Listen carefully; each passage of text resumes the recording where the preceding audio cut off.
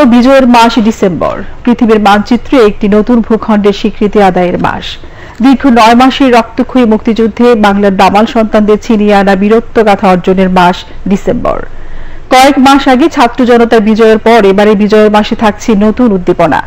দেশের শান্তি শৃঙ্খলা ও অর্থনৈতিক উন্নয়নে গণতন্ত্রের যে প্রত্যাশা তাও ধ্বনিত হবে দেশবাসীর মুখে। ফ্যাসিবাদের বিরুদ্ধে ছাত্র জনতার গণ অভ্যুত্থানের পর এবারে বিজয় উদযাপন হবে নতুন উদ্দীপনায়। সরকারি বেসরকারি আয়োজনে এবারে প্রত্যয় ভিন্ন। গণ অভ্যুত্থানের পর বৈষম্যহীন দেশ গড়ার যে স্বপ্নযাত্রা শুরু হয় সেটি সামনে এগিয়ে নিয়ে যাওয়ার দাবি ওঠার সবার কণ্ঠে। মুক্তিযুদ্ধ সংগঠক ও ইতিহাসবিদদের মতে এমন বাংলাদেশ বিনির্মাণে প্রয়োজন জাতীয় ঐক্যের। 1971 সালে 26 মার্চ মহান মুক্তিযুদ্ধ শুরু হয়ে দীর্ঘ 9 মাস সারা দেশে সর্বত্র চলে রক্তক্ষয়ী সংগ্রাম। নভেম্বরের শেষ দিকে এসে হানাদার বাহিনী বিপর্যস্ত হয়ে পড়ে। খালিদা হাসানের প্রতিবেদন।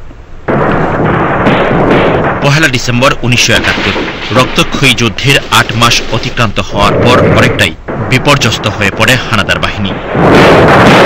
মুক্তিযুদ্ধের বিভিন্ন রণাঙ্গন থেকে পদে পদে হানাদার বাহিনীর পরাজয়ের খবর আসতে থাকে। ফলে স্বাধীনতা অর্জনে আশাবাদী হয়ে ওঠেন বীর মুক্তিযোদ্ধারা।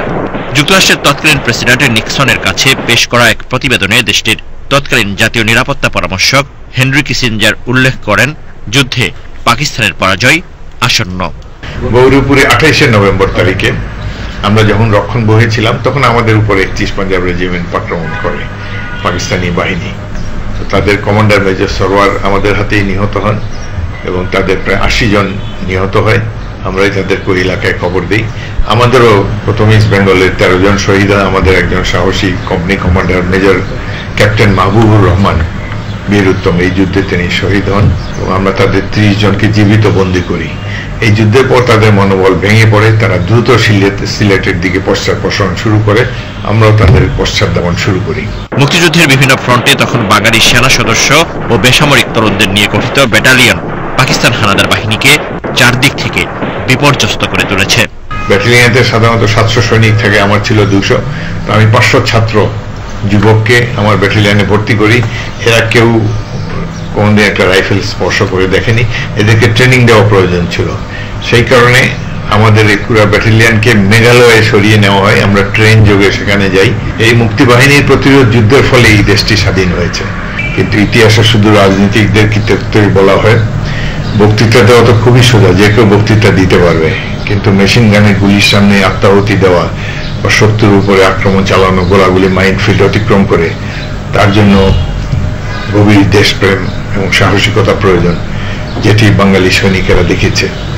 এই প্রতিরোধ যুদ্ধে যদি আমরা অংশ না নিতাম তাহলে দেশ কোনোদিন স্বাধীন হতো না, মুক্তিযুদ্ধ হতো না, দেশের স্বাধীনতাও আসতো না।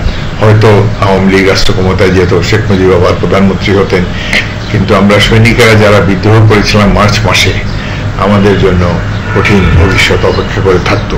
নভেম্বরের শেষের দিক থেকেই দেশের বিভিন্ন রণাঙ্গনে হানাদার বাহিনী আত্মসমর্পণ শুরু করে।